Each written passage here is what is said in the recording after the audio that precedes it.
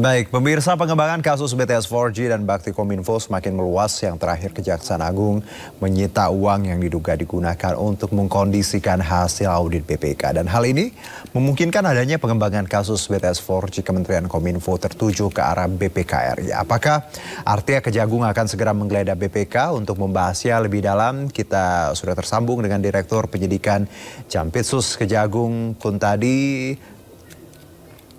Baik, maksud kami, oke, kita tersambung dengan Mas Zainul Rohman, peneliti Pukat nampaknya. Ya, Mas Zainul.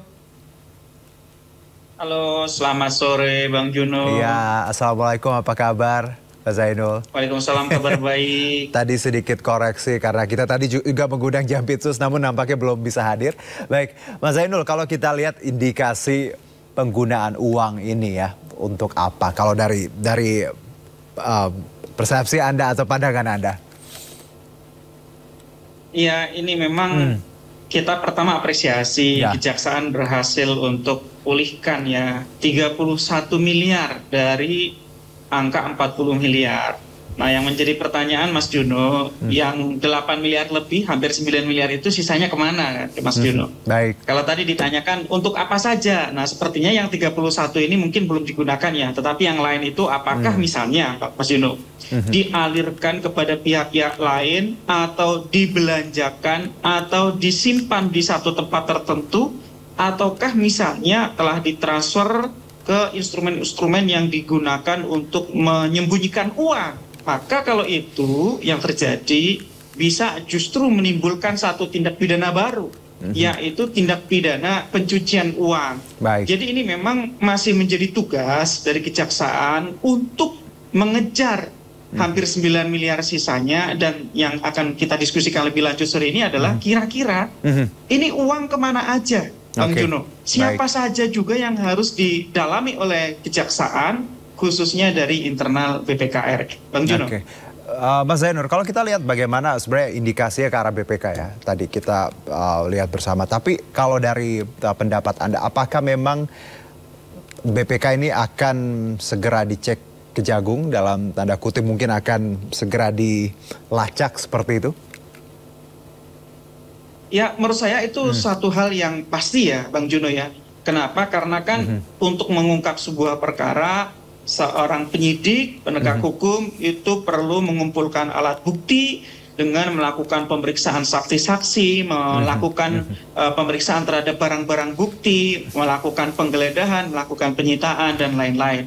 Untuk kasus yang lain, Bang Juno, misalnya kasus suap BPKRI Papua, ya, satu provinsi di Papua, Kabupaten Sorong, spesifik, itu juga KPK melakukan penggeledahan, Bang Juno, ke salah satu ruangan anggota BPKRI Pius Lustri Lanang. Dan informasi terakhir dari KPK menyatakan ada diduga ya alat-alat bukti, khususnya dalam bentuk barang bukti dan juga komunikasi yang terkait dengan perkara itu. Nah, kalau kita bandingkan dengan perkara BTS yang sekarang melibatkan AQ, seorang anggota BPKRI sudah ditetapkan sebagai tersangka, saya percaya pasti Kejaksaan, penyidiknya juga akan mengembangkan dengan melakukan pemeriksaan saksi-saksi dari internal BPK, dan tidak tertutup kemungkinan juga melakukan penggeledahan dalam hal memang penyidik membutuhkan alat-alat bukti yang alat bukti tersebut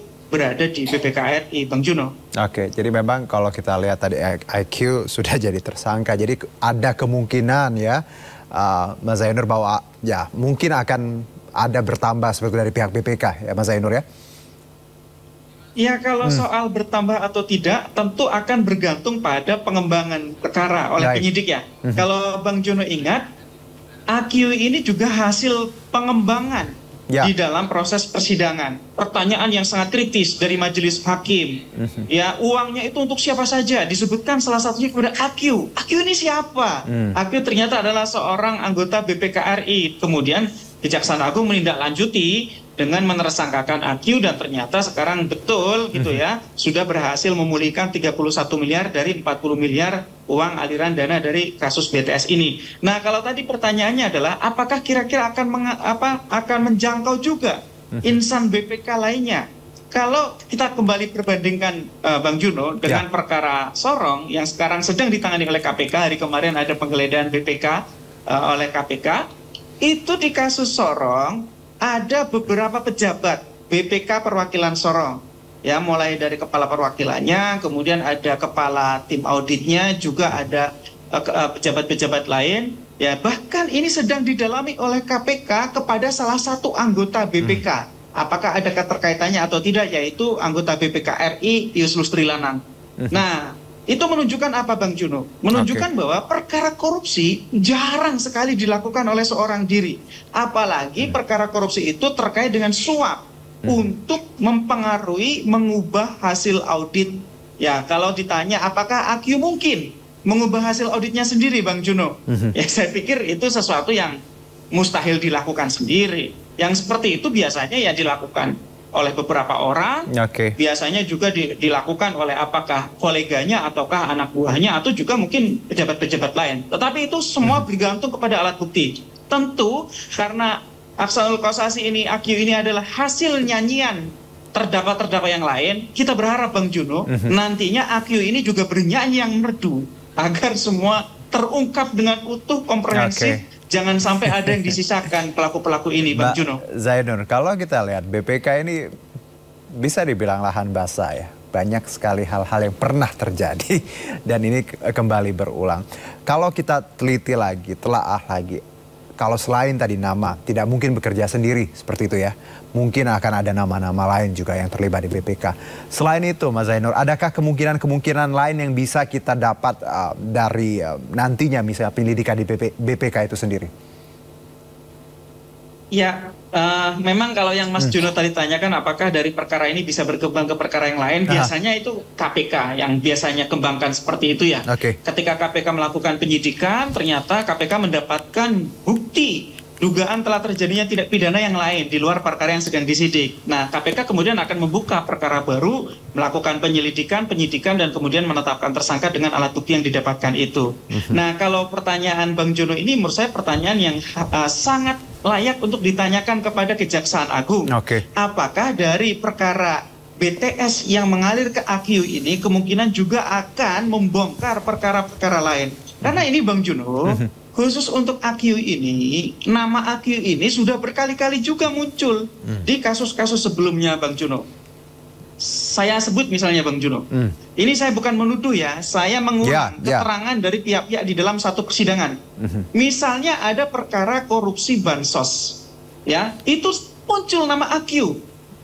Juga nama AQ ini diduga menerima aliran, tetapi sayangnya waktu itu belum ada tindak lanjut. Belum ada alat bukti seperti kemudian sekarang kasus BTS ditemukan ada 40 miliar meskipun baru dipulihkan 31 miliar yang diduga diterima oleh AQ ini. Sebelumnya lagi Mas Juno, ya ada satu persidangan di mana keterangan dari pihak-pihak di dalam persidangan itu menyebut AQ dalam kasus dana hibah KONI. Juga ada aliran Bang Juno.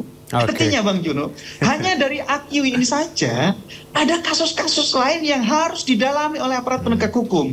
Mumpung sekarang AQ sudah menjadi tersangka, sehingga ini terbuka kemungkinan bagi penyidik untuk melakukan selain pendalaman terhadap kasus BTS, juga kemungkinan untuk membuka perkara-perkara lain. Ini kan perkara yang diduga juga melibatkan AQ berasal dari keterangan pihak-pihak di dalam persidangan Mas Juno, bukan di hadapan talkshow seperti di TV ini ya, bukan, tetapi di depan persidangan yang disumpah Mas Juno. Baik Mas Zainur, menarik ya temuan-temuan tadi dan mengerucut pada nama-nama tadi ya, dan kita lihat sebenarnya ini juga harus jadi PR nanti bagaimana sebenarnya karena kalau dikembangkan ya. Kalau bukan tidak mungkin kita melihat ada banyak celah lain yang bisa kita perbaiki karena namanya tadi sudah disebut berkali-kali dalam berbagai kasus.